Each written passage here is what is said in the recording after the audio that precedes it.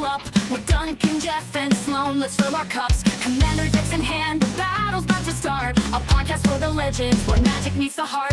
Commander's Pod, where the stories unfold, with heroes and villains, new and old. Duncan, Jeff, and Sloan guide the way in the world of EDH we play. Thank you for joining us once again at the Commander's Pod. I am Sloan, joined by... Jeff, what's up? Well, I was staring at him because we don't have Duncan again. Still alive. Still Yes. very much alive. Yep. Still very much on this side of the crust of the earth. That's right. Yeah. Prayers are not needed. He's okay. alive. So we will see him on the next episode. He will be back, I promise.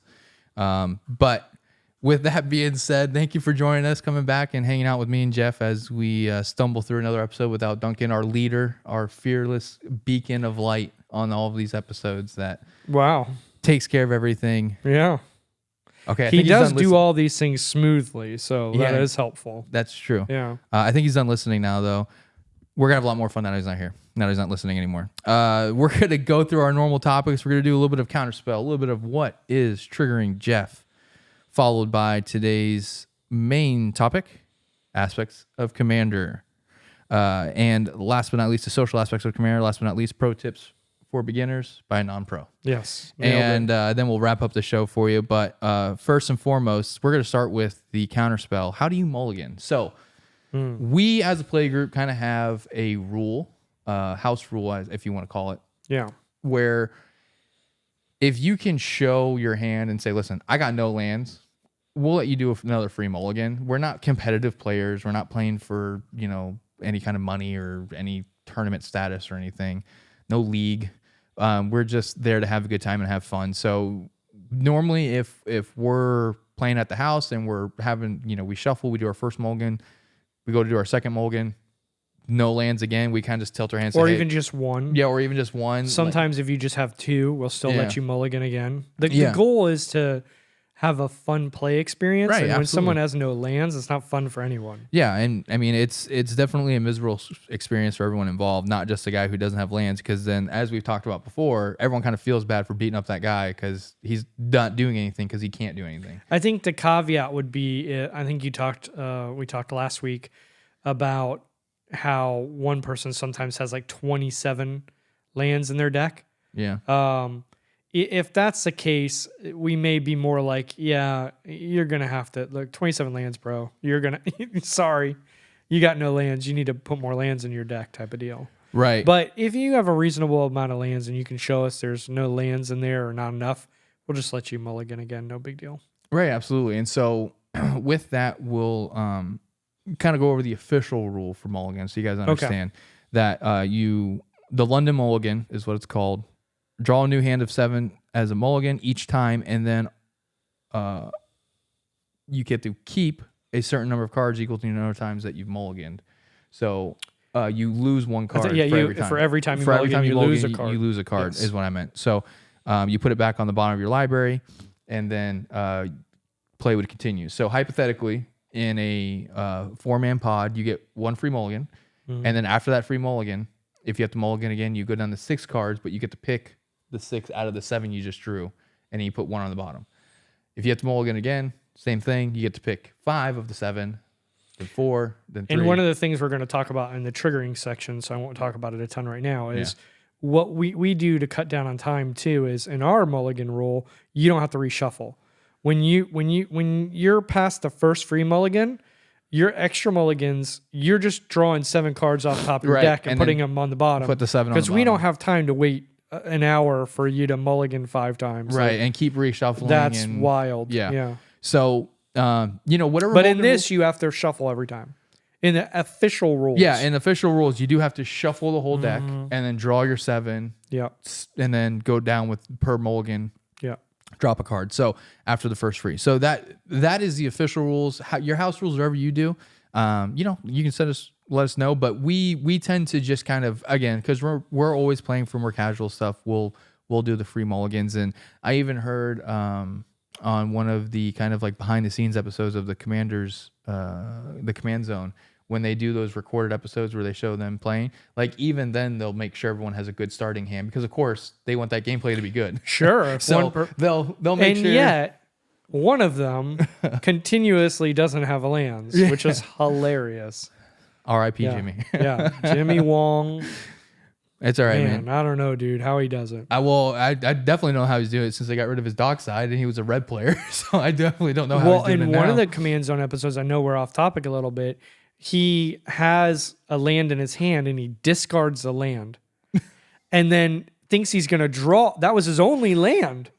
Thinks he's gonna draw back into it. And it's like 2 or 3 turns before he draws a land with drawing extra cards. So pretty sure he does it to himself, but that Jimmy, is still funny. Yeah. Jimmy, I feel you. You would do that too, wouldn't you? Dude, I start with no land hands sometimes. Yeah, I got the right man now, rocks.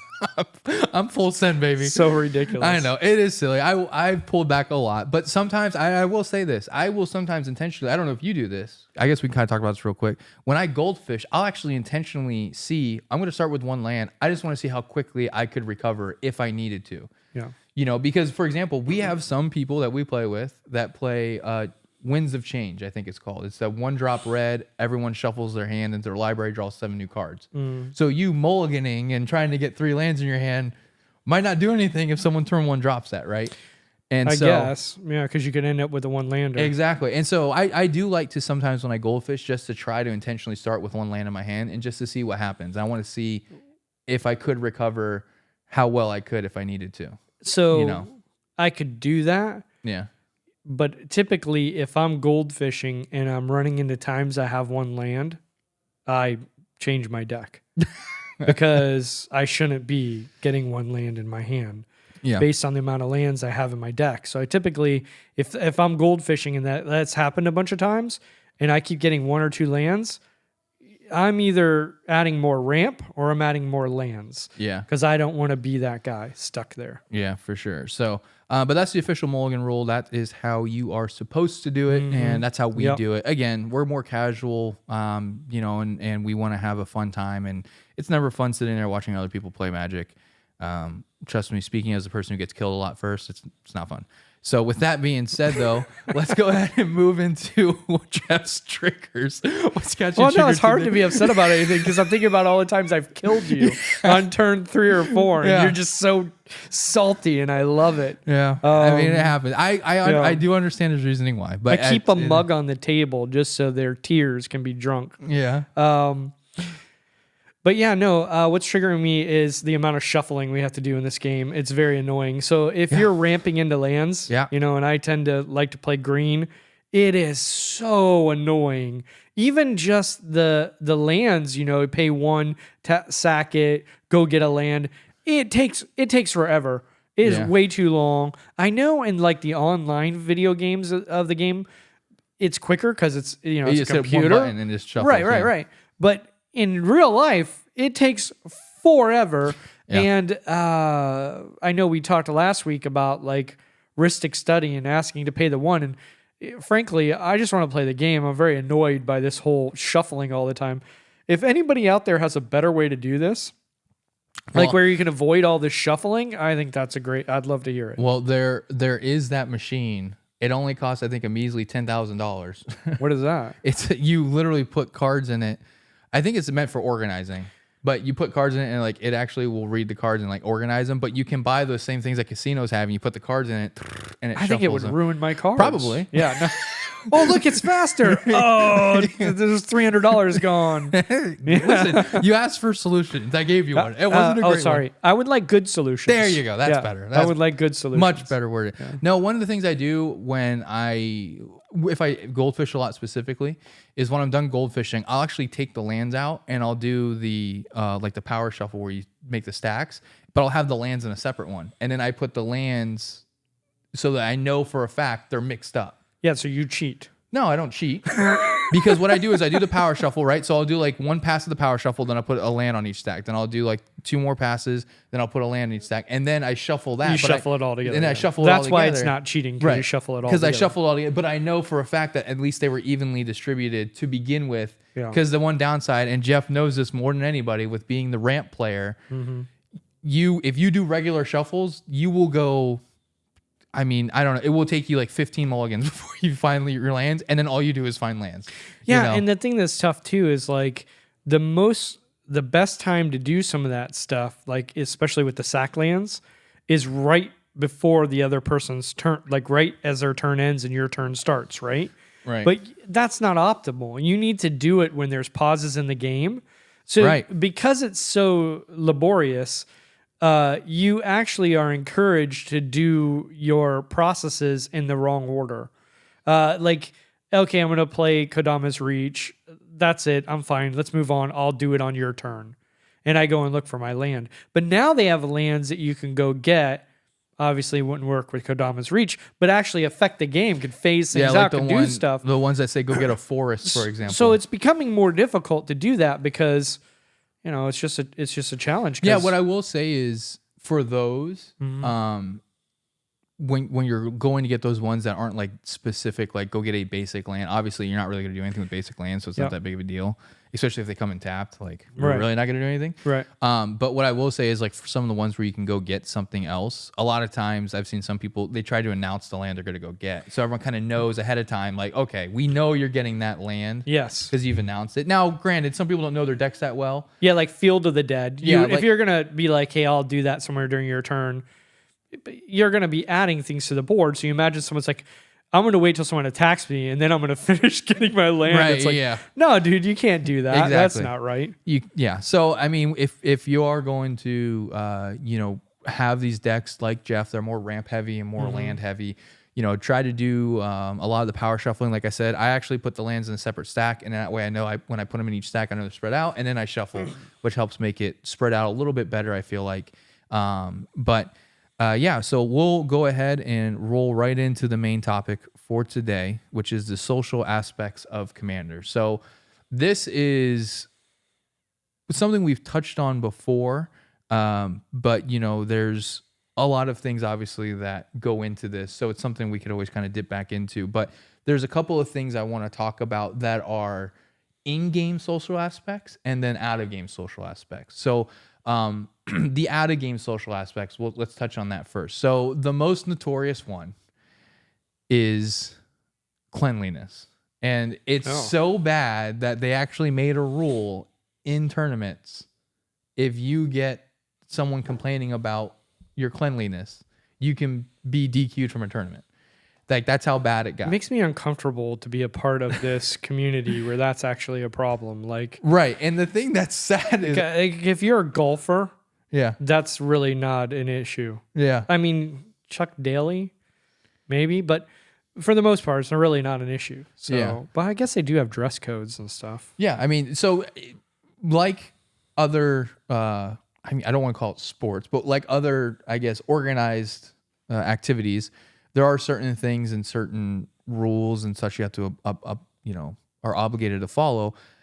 It's a little disheartening that they have to make a you need to be clean rule for Magic. That's wild. It is wild. Guys, but be better. Holy cow. please, you're going into a shop. Usually they're not, Walmarts. They're little hole in the wall shops. Yeah. Try to be there and present yourself in a clean manner. So, I understand. Yeah. That tuck the butt crack, please. Yeah. Don't need to see that. Yeah. And you don't need to, This is not a plumber convention. Yeah. You don't need to, be coming in covered head to toe with, muck and grime and whatever else, try to present yourself. It's a public place where other people are coming to sit down and relax and just be courteous to other people around you. Yeah. So that is one of the first out of game social aspects of it. The next one I think I would touch bases on is going to be interactions, out of game interactions. So I kind of touched bases on it last episode. And when we did this previously, I myself am not a very outgoing person despite my personality on the show. I'm very boisterous on the show because I've known Jeff a very long time. He's literally family. In real life too, just with the people you know. Just with the people I know, I'm very outspoken and outgoing and ridiculous and full of shenanigans. But again, it's with the people I know and I'm very close with and I'm comfortable with. For the most part, any kind of new people, I'm not really going to go out of my way to meet you and stuff like that. A lot of times, if people come up to me and approach me, I'll be very nice and sociable, at least I think. No one's told me otherwise. Yeah, you are. And I'll be very courteous and nice, and make sure that I'm trying to present myself in a way that is respectable. But out of game conversations, if you are someone that is looking for a game to get into, you're going to a shop for the first time. If you're one of the regular people who attend that shop, like at our shop, there are people that when the door opens, there's a couple of people that always look. The two people that run the shop usually are behind the counter, and they say, hello, welcome. Yeah, anything we can help you with? And, they'll greet you. And then there's people at the table that if it's your first time there, they'll say, hey, just so you know, where are you looking here to play? Like the people at the shop do that. And I do like the fact that their tables, their counter to check out and everything's right there. So they're right at the front door. Right. Good design. So, but what they will say is like, hey, what are you here to play? If they don't recognize you, myself and Jeff and Duncan and some of the other guys that are pretty regular there, they recognize us. So they know what we're there to do. Yeah, they move their stuff to the extra chair so we can't sit there. They're like, I don't want to play with these guys. Flex. Yeah. But as much as you can for nerds. But anyways, they'll actually ask, hey, what are you guys here? What are you looking for? What can we help you with? They're like, oh, well, we're here to play Warhammer. Okay, well, Warhammer starts at this time. It's those tables in the back. There's terrain underneath. Right, they reach out to others. Right. What you're saying is they reach out to others and make them feel comfortable, which is definitely an important part. And for the tabletop aspect of the card games like Magic and such, they'll say, hey, oh, you're looking to play Magic, or you're playing Commander or Standard, what are you looking to play? And they'll actually point out to like Lizard or Andrew or even Duncan and say, hey, those guys are playing Commander. I think they're about to be done. See if they want to split off and make another, 3-man pod with you or something. Right. And, Duncan and Andrew and Lizard are the three main that I know that they kind of point out to.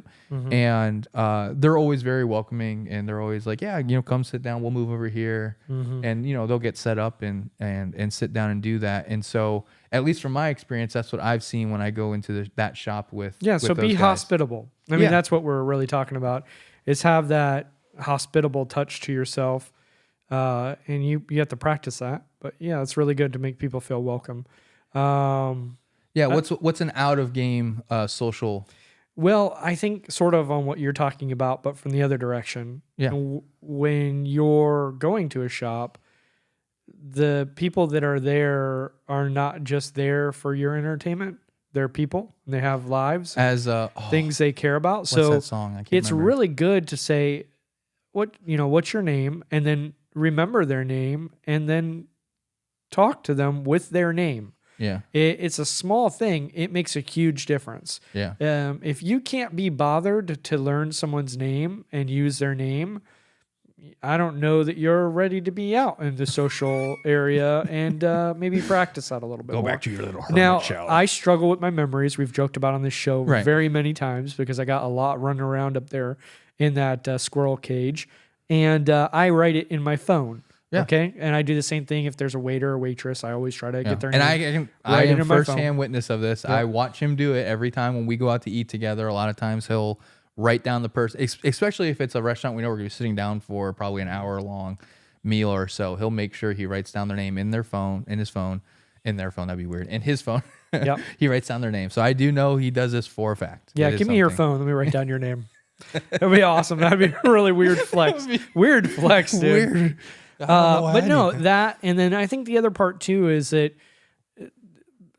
we talked a few weeks ago about the social contract that sort of upholds all of our social norms and situations. One of those is that there is a trade of goods. Right. The shop is not there as a nonprofit. It's not just there for you to come hang out. The trade is that they will receive some sort of financial benefit that can pay the bills, can pay their house bill, can pay all the different things that they need to pay for. Right. And so if you go there, buy things from the shop. Yeah. If you're just going to go in there to trade, trading's great. Trade with your friends, trade all that stuff, but involve the shop in that somehow. Whether it's like, hey, I know I'm going to make a couple trades outside the shop, so when I come to the shop, I'm going to be ready to spend a little bit more money on some cards or some sodas or some, food, whatever it is. Just understand there is a social contract there the use of the facility, although they may say has no costs associated with it. Right, yeah. Because they're being kind And and hospitable. gracious and hospitable to their customers. Right. You're not actually a customer if you're not buying anything. True. You're just So you're just someone, I don't know. that comes in their shop for free air conditioner and a bathroom. Yeah. Yes. Right. And then the other one on a non-in-game is the bathrooms. Yeah. So you need to be clean, and you need to leave the bathroom cleaner than when you went into it.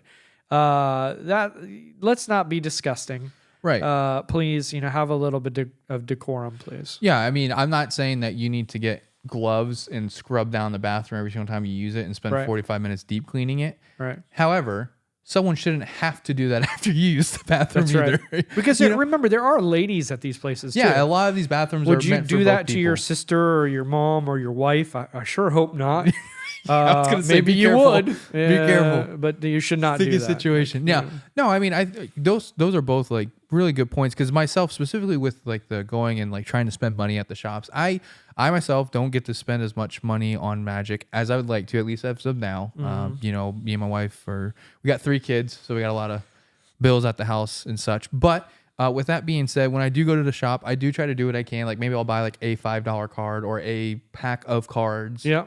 Buying a pack of cards for $6 isn't gonna, ruin my entire life savings by any means. So I try to do what I can when I go in there. I don't buy something every time because sometimes Think about the dollar exchange, right? If you go see a movie, you're dropping, I don't know, what are they, $10 nowadays?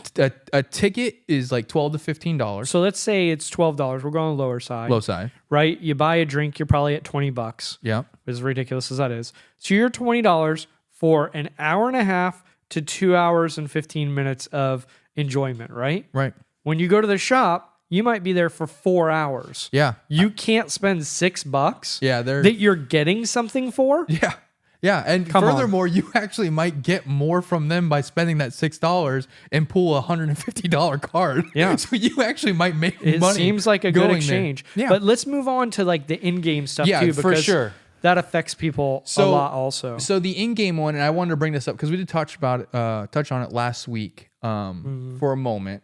Yeah. And we were supposed to talk about it a little bit more in depth, but I felt like it was a little bit more appropriate in this segment for this week, right. Which is why I didn't want to go into it too deep. So the first one is going to be scooping. There is actual rules for scooping in-game. The social part of it comes in this. Me personally, I have seen it happen. I don't know. I think Jeff has potentially seen this happen a couple times too. But there are times where you're in the middle of doing something and somebody gets upset because you decide to kill them and they feel like I'm not an issue. I'm not the problem. This is stupid. And so in response, I'm going to scoop.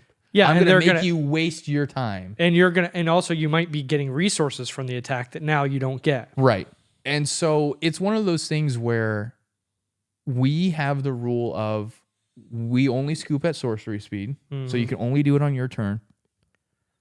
And the other thing is too, we have what's called, the best way to describe it is a gentleman's scoop, where someone is, hey, I'm about to do this combo. Let me demonstrate it so you know I have it. Here's how it works. Is there anything you guys can do to stop this interaction? Nope. Great. We scoop. You win the game. Let's start another one. Right. So there is instant speed scoops that are acceptable. We're not saying you can't ever instant speed scoop, but that's basically because that person won the game. We just don't want to watch them do the interaction for 45 minutes to win the game. Correct. So, so when it comes to scooping, I understand probably more than most. I am very passionate when it comes to sports and competitive things. I'm a very passionate person, and I'm someone that I very much put 100% into everything that I do. Good thing that didn't break. I just looked at the screen. It's not broken. Jeff just dropped his phone behind the table. So when there are times where, unfortunately, my emotions have gotten the better of me, and I've had to, with my tail between my legs, go back and apologize to people for overreacting and being someone that I don't wish to be. But I am someone that's very competitive, and I do have a deep desire that every single time I step into any competitive aspect, Magic, disc golf, video games, I am going to win, period. Arguments.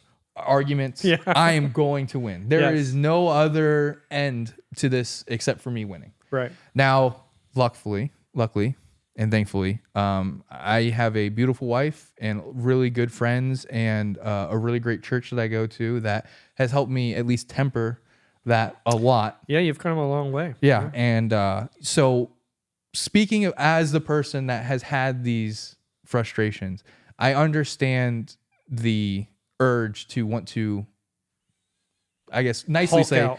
yeah, screw somebody over because of my frustration.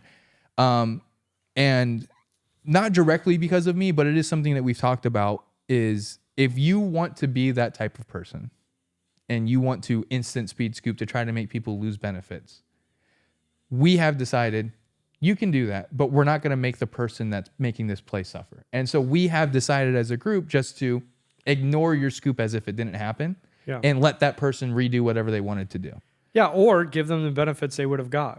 Or give them the benefits they would have Because gotten. you'd be like, well, my card's gone. Well, we can proxy one. Yeah. Like, we don't need you. And again, you instant speed scooping to try to prevent him from getting benefits because that's not fair to him. It has, you're upset about something because you feel like you're being targeted. That's on you. Right. Whether you are or aren't, that's not a proper response. And so the instant scoop is a social aspect of the game in game that is kind of a taboo. A lot of people have different feelings and opinions on it. There's some people that say, I can scoop whenever I want to. That's right. And I believe you and Duncan looked up the rules for scooping. We did at some point. Duncan probably remembers them. I don't. Yeah, and I think there is actual rules about scooping. There probably is, but at the end of the day, the person's right. They can do whatever they want to do because even if there's a rule, they could just break the rule. Yeah, I mean. But that's cool, and our response to that can just be great. So we're not going to play with you again. Right. And other people aren't going to want to play with you. So that's not a very fun thing to do. But a good transition into what I would say on this is a good transition point because I don't know if I've talked about it before, but I actually have a counseling degree. So I graduated college with a counseling degree. And I own a business now. It's not counseling, which is sort of weird. Ironic. But as it turns out that understanding people is very important in business. Yeah. So it actually applies a lot. And what I would say is one of the most important social aspects to understand if you want to be successful navigating social situations is de-escalate. Right. Understanding how to de-escalate situations. And that requires a calmness within yourself to go, okay, this person's freaking out and what they're doing is wrong, right? Right. So within us, we go, what they're doing is wrong, so I get to be upset. Or they're wrong, so I don't have to change, they have to change. Or they're wrong, so I can insult them and attack them. And all those things. I'm on the high ground and this is their fault. Yeah. This is beneath me. And all of that is true. Right. 100% true. Right. It will do you no good. Because that person, it needs to be de-escalated. And not just the person, but maybe the situation in general needs to de-escalate. Yeah. And there's tons of stuff you can look up online on it, but learn how to de-escalate situations. It won't just make you better at playing Magic socially. It'll make you better in your life. But learn how to step aside, sometimes remove yourself from the situation, or just ask questions. That's the best way to de-escalate something. It's just to ask questions. Let them talk it out. Yeah. When they're explaining what's going on for themselves, they're going to be angry. But once they've got it out of their system, they're going to calm down a little. Hopefully. And if they don't, asking questions is the least of the worries at that point, right? Yeah. But you're trying. So I'd say learn to de-escalate. The best way to do that is to ask questions. Keep yourself calm. Understand that that person's going through something and that Magic might be less important at that point. Johnny, we're talking about, you growing as a person through these interactions. Has it made you a better father?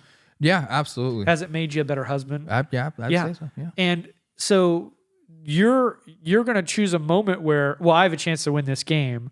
It's a game. Right. You have a chance to make this person a better father, mother, brother, sister, person. And you're going to miss that opportunity because they treated you unfair in a game?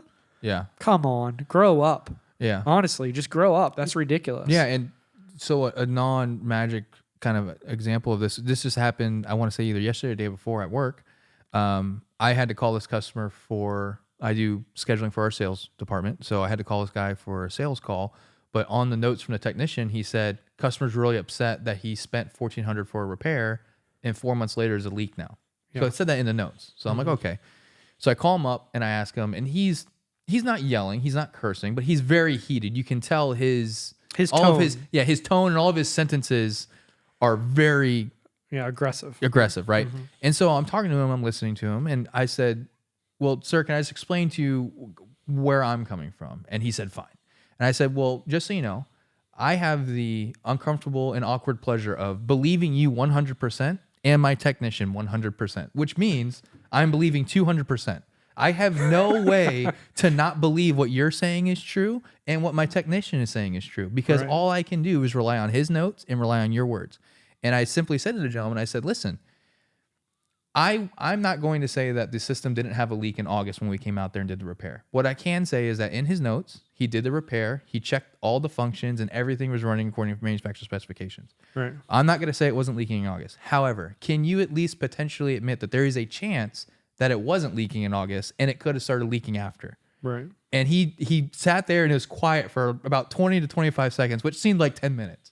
But he just said, you know, that sure, I guess that could possibly happen. And it's just in that moment, I think he finally kind of realized, his tone kind of dropped down. He realized, you know what, maybe I'm, over exaggerated, a little excited because I spent $1,400 and now I need a $5,000 repair. Yeah. So there's two parts to that. One of them is that you're going to ask for their help. So when you say, can you do this for me? Right. You're asking for their help. That's always a good thing. The second thing is you did it in this situation. It's called mirroring. Right. When you're communicating a tone that's lower and you're communicating a certain type of behavior, people tend to follow that. So like if you're in a social situation in Magic and someone's starting to get a little bit upset, if your face looks angry, you're not de-escalating. If you genuinely look at them and say, hey man, I'm sorry, that sucks. Right? Mirror the thing and then bring it back, a smile. So it actually, when you smile, you've probably seen this with kids before. When you smile to a kid, they have less ability to control themselves. They smile back. Yeah. Pete, you naturally want to smile back at someone. That's human nature. And that releases certain things in your body that makes you happier. Right. And so, mirroring, asking it for their help, de-escalating, doing those different type of things will really help you be successful. And then the other thing, like we talked about at the beginning, know their name, be hospitable. If you do those type of things in these social situations, you're going to do pretty well for yourself. Yeah, I mean, and again, like Jeff was saying, like those are things that you can take outside of Magic that will help you in life too. So a couple more in-game ones, for example, is try to be socially aware of the game and the people in the game. Now I know we all have cell phones. And in our shop, there's TVs and there's other things going on. Yep. And I'm not saying that you have to cut off all of reality while you're playing Magic, because no one can do that. I think that's physically impossible, right? But maybe on your turn. Yeah, like, maybe you could do it on your turn. Like, it's like just Sloane's turn. Everyone else's turn, be queued in for. But, that's right. Yeah. But yeah, no. So, I mean, one of those things is, try to make sure you're being aware, because one of the things I will say, again, I've been on both sides. I've been guilty of it and I've watched other people do it. Is like when you're sitting down and people, again, are spending time either away from their family to come play this game with you and spend time with you as a friend, it is sometimes a little disheartening when you're spending time doing this and it seems like they're not even paying attention. Right. And again, that's a social thing, because especially if you're new to a shop and you're going there for the first time, you don't know anybody. It feels a little awkward if like you're playing the game and the other person's not even paying attention to you. And they're like, oh, what did you do? What? It's like... Well, that's not really going to encourage you to come back to that shop. Also, you're not playing a video game. You are there to show off the stuff your deck can do. Yeah. So you want other people to go, oh, that's cool. Oh, that card's cool. Oh, where's that? What so does you're that not even doing do? any of that, and all you care about is what you're doing. That's just selfish. Right. Make a big deal about the things they're doing. We've talked about that before in the diplomacy sections we've discussed. Right. But yeah, no, it's a good point. Yeah, I think non-diplomatically even, especially for me, being able to play with some of the guys that have a much broader collection than I do, it's cool being able to see cards and be like, that is a cool card. I've never seen that card before, or I can't believe I never thought of how to use that card. Yeah, You we got a buddy at church who has Tabernacle of Pendervale or whatever Yeah. it is. It's like thousands and thousands of dollars. It was pretty cool to play with that card. Yeah, it's cool to see that kind of stuff. So I mean, try to be aware as you can in the games and make sure you're interacting with the other players too. Obviously, don't be so loud and disruptive that if whoever's taking their turn can't take their turn, and make sure they're being able to announce what they're doing. But by the way, make sure that you're being friend, interactive. his name is Fox. Yeah, Fox. And actually, as I say that, because we should just say that because he plays down at Dark Side. Dark Side, and he plays in a lot of the tournaments. Yeah, there the at Dark Friday Side, Night and Magic. he wins a lot of them. Yes, he so does. some of the listeners, if they're local, may actually know Fox. Yeah, if you play up And he in has Sarasota. He has the most insane collection out of anyone I know. Yeah, and he is. You talk about a magic guru. That guy knows so much about magic. It's crazy. It's sickening. We should get him on the show. We sometime. definitely should have him come on here and talk to us and go through some stuff because he would be able to tell us stuff that probably none of us because even he's know. been collecting forever, and he collects like every set sealed. Yeah, Like he has an insane collection. So. right, for sure. So one of the other social things, and Jeff kind of just mentioned it real quick, was politics. So we have varying opinions on politics in games. Mine is I really don't politic. I'm not going to try to make deals with anybody because in my personal opinion, you're trying to make a deal, you're trying to win the game. Yeah, and my thing is if I'm playing, I'm politicking. Yeah, right. So from the moment I'm starting. yeah, and just to kind of show you the social aspect, like we have very different play styles, but yet we still play together when Jeff pulls himself away from his lazy boy in basketball long enough to play. Right, because that's what I'm doing.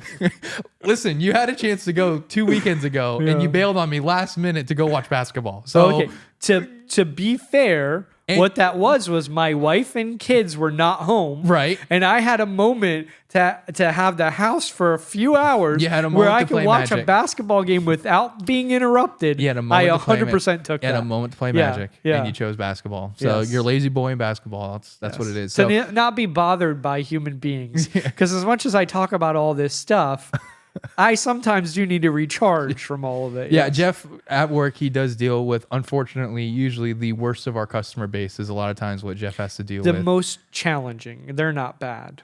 I'm thankful for every one of them. Matter of opinion, but we'll move on. Yeah, so the political side of it, if you're not someone like myself who does politics, if someone asks you for a deal to say, what I say usually is, listen, I can't make any deals because I don't know what you're about to do because that might change what I Or you'll think. say something like, "Hey, do what you got to do." Yep. Yep. Do what you got to do. Yeah. If you think you need to kill me, I'm not going to convince you otherwise. I don't think I'm the issue right now, but you do you, boo. Like I'm not going to stop you. And Jeff, on the other hand, is someone who very much likes to kind of like the puppeteer, have strings out amongst the world and pulling when he needs to, and at the very last moment pulls the game out from everybody. So when it comes to politicking, I'm very anti, but again, I still let people talk and interact, and if they want to politic and they want to discuss stuff, I'm go for it. Like I'm not going to stop you. I'm not that kind of guy. If people want to do that, go for it. If that's how you play Magic, have fun with it. I'm just don't involve me. I'm not going to do it. I would say with that in the politicking though, because the puppeteering, there are different ways to do it, right? Yeah. There's a way where you're just manipulating everyone Yeah, the entire lying. time. Or We're not lying or actual doing those type of politicians. things. Don't lie. Yeah. Yeah. And there's another way where like it's sort of like the hugs deck. Like if someone has a hugs deck, Right. they're giving you cards, they're giving you stuff. But what they are doing is trying to lay back in the background and they have a plan to win. Yeah. And maybe they're giving you stuff, but the stuff they're giving you is good, but it's benefiting them more than it's benefiting you. Right. That's the type of politicking I do, where like you can still beat me through my politics, Right. but I'm getting myself a little bit of advantages here and there that help me, and they maybe give me a 5 to 7% chance to win over other people who don't do it. It's not the type of stuff where I'm manipulating, tricking. Yeah. Like that type of stuff, guys, it might win you some games. It's going to lose you friends, and it's not worth doing. Yeah, and It's not again, worth it. that comes back to the social aspect of it. Do you really want to win more than you want to have friends to be able to continue to play this game with? Right. Is being the winner of this one game in this one moment that's not going to do anything for you. Right. No one's going to stand up and applaud you and pay you $10,000 for winning this game. Right. Unless you're in the pro Which, scene. by the way, if you're in the tournament, hey, do what you got to do. Yeah, again, we're talking about casual play. But in this type of environment, you do this so often. If you think you're going to go into it, you're going to lie, you're going to manipulate, you're going to trick people. If you think, oh, it's just a game, I'm just going to do it there. That's not how life works. Yeah. If you're doing it there, you're going to do it in business. You're going to do it in life. You're going to do it in relationships, and you might win at Magic, but you're going to lose everywhere else. Yeah. And so if that's how you want to be, hey, I can't stop you, but I would encourage you not to be that way. Yeah, and then I would probably say the last in-game social thing to be aware of is, allowing people to take time, right? I know that's something we've touched on before. We talked about you don't want to be the person, because this is very much, in my opinion, one of the most two-sided arguments you could ever possibly have. Sure. Yeah, There's people who want your turn to be sub 1 minute. Yep. Every single time, whether it's turn 1 or turn 75. And then there's people who think I can take an hour and a half if I want to. Yes. On one single turn. Two extremes. Yeah. But for the most part, it's one of those things where there's always something to be thinking about. One, brand new deck. This is the first time they're piloting it out in the wild. Right. Give them a chance. Let them try to make sure they're remembering their triggers and they're remembering how things interact. I am notorious for being someone that reminds people of things. I can't help it. There's something inside of me. It's very hard for me not to do it. I actually think it's really helpful. It's the more endearing part of your play style. With all the other parts that aren't endearing. Well, and it is one of those things where I've a couple of times with Duncan and Jeff and some other people. With me a lot. He reminds me a lot. Not just that. I even say, real quick, do it this way. Yes. That's when you get the most benefit. Yeah. And I've even done it to, if you do it this way, you win the game. To that point. And a lot of that does have to do with, one, I want to make sure people are not losing because of something they may have just missed or forgotten. That's always a feel bad. Like, I won because you had 6 triggers and you forgot 3 of them. Plus, if I could, let me just take a moment. Yeah. Okay, so Johnny does that. He says, hey, if you do this, you win. Yeah. Right? So Johnny loses at the game, right, but wins at life because you're a helper, you know the game more, you figured out a cool thing. Like, if you count up all the ways you won versus the fact that you just lost the game, at the end of it, you were really the winner. You walked out of that situation as the winner. And I think that's important to understand too, is that it's just a game. But yeah, and I feel like that's part of the social part is, I feel like for that person, if I'm helping them better their gameplay and help them get better with piloting that deck, that's something that's going to make them keep falling in love with this game, right? And that's what we want ultimately. Right. We want people to keep coming back to this game and to keep loving it and keep playing it. And so allowing people, when it's their turn, to make sure they're having time to do their triggers and stuff like that, and helping people. And if they miss something, unfortunately, there have been times at the shop where I hear people getting yelled at because they did something wrong and they weren't paying attention. And it's like, no, you can't do that. I said you can't do this. I've said it 4 times. Why aren't you listening? And they're getting kind of yelled at by this person. It's like, well, let's calm down. One, it's a game. Let's de-escalate. It's a game. Secondly, telling her no for a 4th time is no different than you asking for the 10th time. Are you paying 1 for that? That's a good point. So it's one of those things where, and also, how great are you that you can't say things more than once? Like, I am so impressive and powerful and worthy of your adulation that I never have to repeat myself. I never need being reminded. Good grief. Have you had children? Like, or have you worked in a business or led anyone ever? Oh, man. You have to say the same thing over and over again. That's basically life. Saying the same good advice over and over again, hoping someone will listen. It's just, maybe part of this social thing is have a more reasonable view of yourself. Like, be humble. Yeah.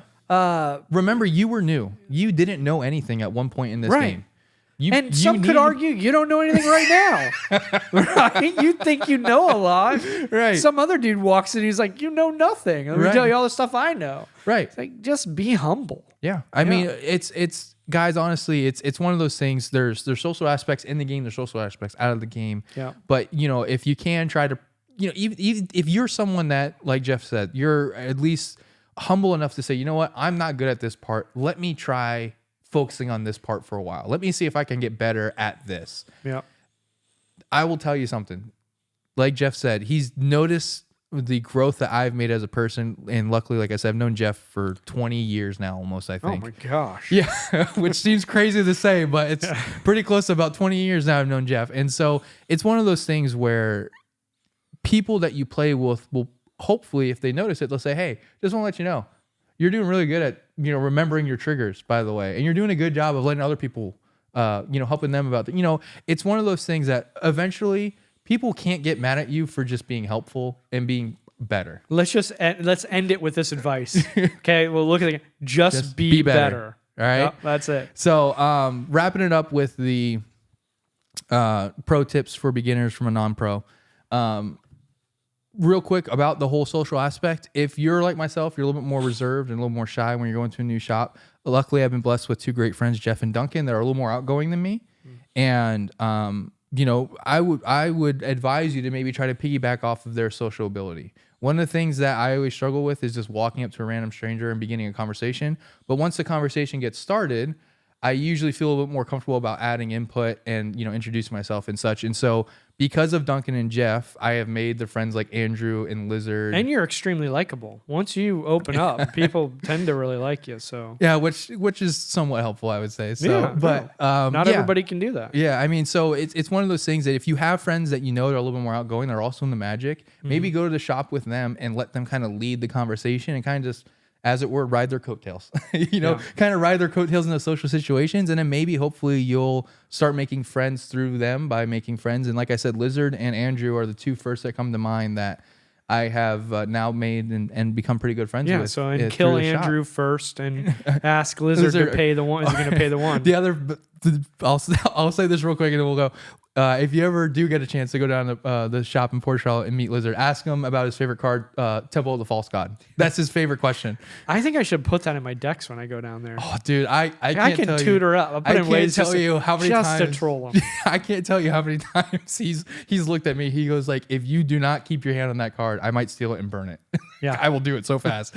So, but guys, that is all we have for this week. Again, Duncan, very much alive. We'll be back next week. Yes. Very much still on this side of the earth. And wink, wink. And but we hope you guys had a good time with me and Jeff on these couple of episodes where it's just me and him being able to hang out and talk. We want to take a moment to thank Jack from Info Pilgrims for helping with editing and producing and being a pretty okay guy. Mm-hmm. If you guys have any questions, comments, concerns, you can email us, cast@commanderspod.com. You can visit our website, commanderspod.com, or go to Patreon, patreon.com/commanderspod. Join the Patreon, support us. We love doing this stuff. We love hanging out with you guys and being able to talk about this dorky, nerdy game called Magic and all the IPs that we get to now start enjoying. And, maybe one day we'll record a Wizards versus, Transformers versus Dinosaurs versus We'll do something. Robot. And then this last part, can we end it off a little different this time? Yeah, go for it. It's just be better. Yep. Hey, be better. Commander's Pod, where the stories unfold, with heroes and villains, new and old. Duncan, Jeff, and Sloan guide the way in the world of E-Age we play. So tune in, friends, let's draw and go. In the Commander's Pod, the love will show. From our decks to yours, we share the spark in this world of magic. We'll leave a mark.